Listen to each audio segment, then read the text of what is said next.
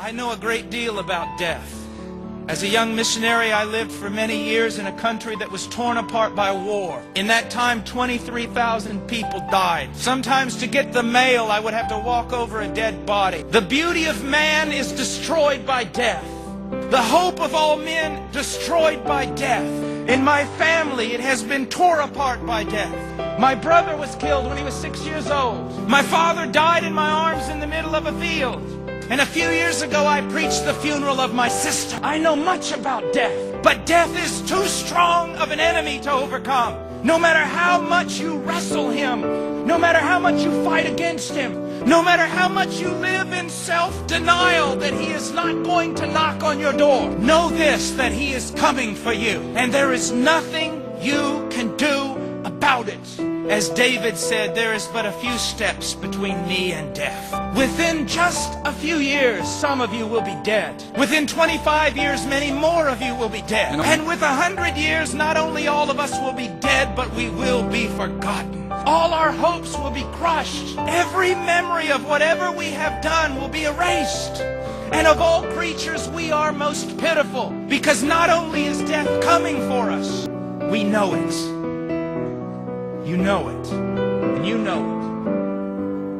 You do everything in your power to push it out of your thoughts. But he's coming for you, maybe even this evening. He's coming for your children, and there's nothing you can do.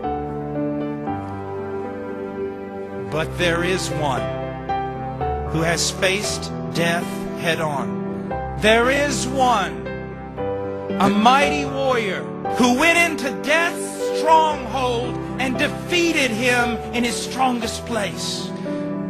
There is one who has overcome man's greatest enemy. His name is Jesus Christ, and he bore the sins of the world, and he died upon a tree, and he paid for the very thing that is the cause of our death. And on the third day, the Father raised him from the dead. And on the third day, the Holy Spirit raised him from the dead. And on the third day, he raised himself from the dead. And now the smallest, weakest believer can look death right in the face and say, "Oh, death, where is your victory? Grave, where is your sting? Sin, where is your power? You who have devoured nations, you will devour no more." You see, the gospel is good news, great news. God is crying out to you about it.